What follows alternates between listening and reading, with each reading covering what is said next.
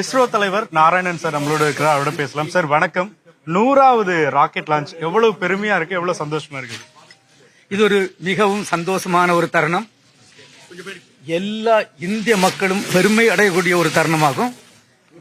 நம்ம முதல் ராக்கெட் வந்து 1979 SLV-3 அனுப்பணும். இன்னைக்கு 100வது ராக்கெட் GSLV ராக்கெட் வந்து நேவிகேஷன் சேட்டலைட் போட்டிருக்கு.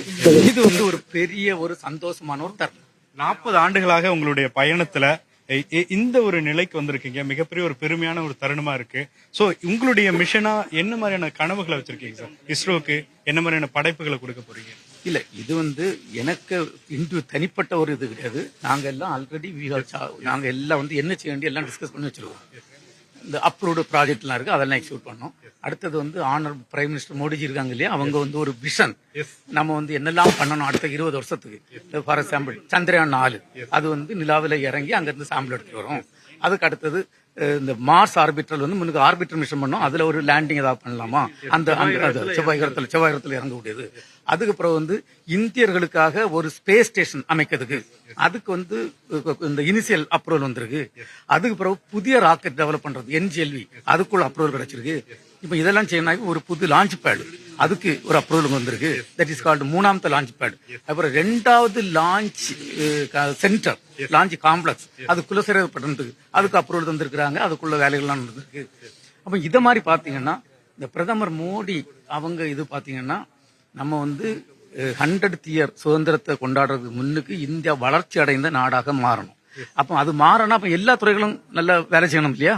அதுக்கு விண்வெளித்துறை என்னெல்லாம் செய்யணும், ஏன்னா அவங்க தான் டைரக்ட் மினிஸ்டர். அதனால விண்வெளித்துறையில என்னெல்லாம் செய்யணும், அதுக்குள்ள ஒரு விஷன் வந்து டிஸ்கஸ் பண்ணி விஷன் வந்து அவங்களுக்கு கொடுத்திருக்காங்க.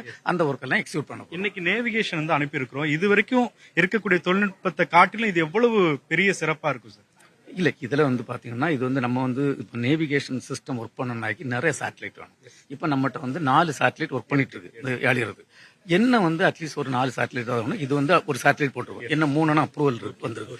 இதுல முக்கியமாட்டு இன்டிஜினியஸ் அட்டாமிக் கிளாக் ஒன்று இன்ட்ரோடியூஸ் பண்ணிருக்கேன். ஏன்னா ஃபுல்லா இம்போர்ட் பண்ணிட்டு இருந்தாங்கன்னா நாளைக்கு ஏதாவது ப்ராப்ளம் வந்துடக்கூடாது. அதனால 4 அட்டாமிக் கிளாக்ல ஒரு அட்டாமிக் கிளாக் இது பண்ணிருக்கோம். இது வந்து நிறைய மக்களுக்கு சேவை செய்யும். இந்த navigation system like train real time train monitoring, இந்த வெஹிக்கிள் மானிட்டரிங், அது மாதிரி இந்த போட் இதெல்லாம், அது மாதிரி இந்த ஏவியேஷன் செக்டருக்கு இது யூஸ் ஆகும்.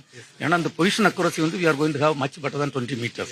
அதனால இந்த மாதிரி நிறைய பயன்கள் இருக்கு. சார் கடைசி ஒரு கேள்வி சார். இப்போ நிறைய முன்னாள் தலைவர்கள் வந்து நம்ம இளைஞர்களை உள்ள கொண்டு வர்றதற்கு இந்த சயின்ஸ் துறையில நிறைய முன்னெடுப்புகளை கொண்டு வந்தாங்க. நீங்க தலைவராக பொறுப்பேற்றக்கூடிய நிலையில இளைஞர்களுக்கு எவ்வளவு பெரிய வாய்ப்பு வந்து வழங்க போறீங்க?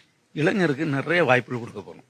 ஒண்ணு வந்து பாத்தீங்கன்னா இந்த ஒரு 100 இளைஞர்கள் இது பண்ணிட்டு நிறைய இஸ்ரோ சென்டர்லாம் கொண்டு எல்லாம் காட்ட போறோம். 2வது எல்லா சென்டர்லயும் இஸ்ரோல உள்ள எல்லா யூனிட் சென்டர்லயும் மாணவர்கள் உள்ள வாரதுக்குள்ள ஒரு வாய்ப்புகள் இருக்கு. உள்ள வந்து பார்த்துட்டு போறது, பார்த்தாலே அவங்களுக்கு ஒரு நல்ல எக்ஸைட்மெண்ட் ஆகும். அந்த இதெல்லாம் கொடுக்க போறோம். எங்க டார்கெட் ஒண்ணுதான், விண்வெளித்துறை மூலம் சாதாரண இந்திய மக்களுக்கு பயன்படக்கூடிய எல்லா திட்டங்களையும் கொண்டு வரணும். அடுத்தது இந்த சயின்டிபிக் டெம்பரை ஜெனரேட் பண்ணணும். அதுக்குதான் இந்த மாதிரி சந்திரயான் 3, சந்திரயான் 4 இந்த மாதிரி மிஷன். அது பிறகு இந்த விஞ்ஞான துறையில நம்ம நல்லா முன்னேறணும். இப்போ நம்ம சுதந்திரம் கிடைக்கும் போது நம்மளுக்கு இதெல்லாம் பெருசா கான்ட்ரிபியூஷன் கிடையாது. இன்னைக்கு நீங்க சந்திரயான் 3 பாத்தீங்கன்னா எல்லா மினரல் கண்டுபிடிச்சிருக்கோம். இந்த செஸ்மிக் ஆக்டிவிட்டி, இந்த நிலநடுக்கம் போல அந்த இதெல்லாம் இது பண்ணி எல்லாரும் நம்ம டொனேட் பண்ணிருக்கோம் சயின்டிபிக் கம்யூனிட்டி. அது மாதிரி இன்னைக்கு பாத்தீங்கன்னா இந்திய விண்வெளித்துறை மற்றவங்களுக்கு கொடுத்திருக்கோம். இந்திய விண்வெளித்துறை ஒரு நல்ல வளர்ச்சியை நோக்கி போயிட்டு இருக்கு.